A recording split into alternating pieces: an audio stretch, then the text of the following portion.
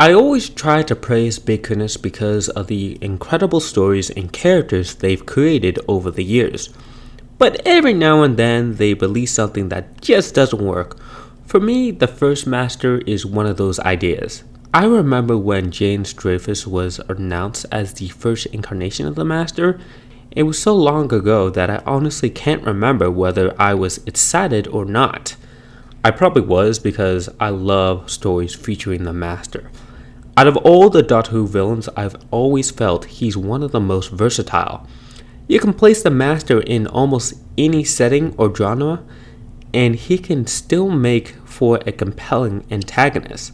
Unfortunately, I don't think the Inventor Master is Big Finish at their most creative. This incarnation first appeared in the first Doctor Inventor story, The Destination Wars. After becoming stranded on the planet Destination, the Master assumes the title of the Inventor, while trying to repair his damaged TARDIS. When the first Doctor arrives with Susan, Ian, and Barbara, the Master manipulates Ian and Barbara into helping him and eventually steals the Doctor's TARDIS. However, Ian and Barbara manage to overpower him, the Doctor recovers his ship, and the Master's plans are defeated. It's a fairly standard story that doesn't really establish this new incarnation in an interesting way. The Master himself is the biggest problem. Compared to Roger Delgado's incarnation, he lacks the charm, wit, and charisma that made that character so entertaining. Instead, he's much sterner and much more serious, making him feel surprisingly bland for such an iconic villain. His next appearance comes in The Home Guard. The Master arrives on a human colony that has recreated an English village during the Second World War, believing it has escaped Earth's conflicts. Seeing an opportunity, the Master takes control of the settlement and turns it into one of his experiments. He attempts to provoke a war between the colonists and the planet's native inhabitants, to prove that a smaller, poorly equipped force can defeat a superior enemy if it's motivated enough. When the second Doctor arrives with Jamie, Ben, and Polly, the Master uses his hypnosis to draw them into his scheme. However, the Doctor undermines the experiment by negotiating a peaceful settlement with the alien species instead of fighting them. The Master returns expecting to witness the results of his experiment, only to discover that the Doctor has already anticipated him. He walks straight into a trap, is arrested for the illegal use of mind control, and even has his TARDIS taken. Once again, he's defeated rather easily, and the story doesn't do much to develop his personality beyond another failed scheme. The Master next appears in the Psychic Circus, which is essentially a direct prequel to The Greatest Show in the Galaxy.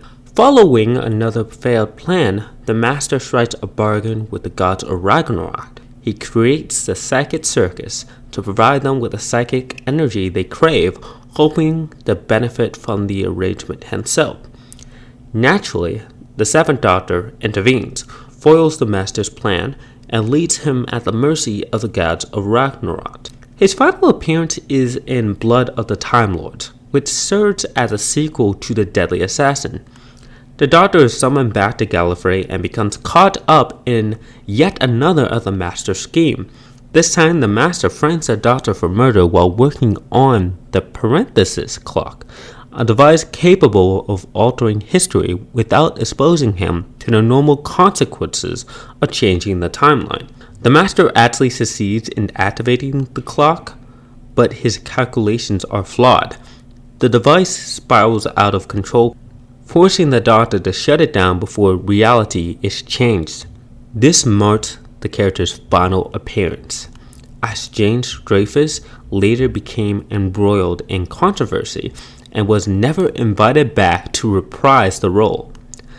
Outside of the obvious controversy surrounding the actor, I simply don't think this incarnation works.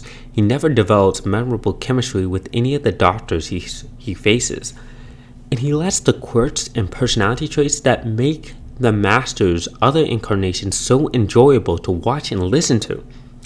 Big Finish does try to distinguish him, portraying him as a younger, more arrogant, and more impulsive than his future selves. Many of his failures come from overconfidence and a lack of foresight.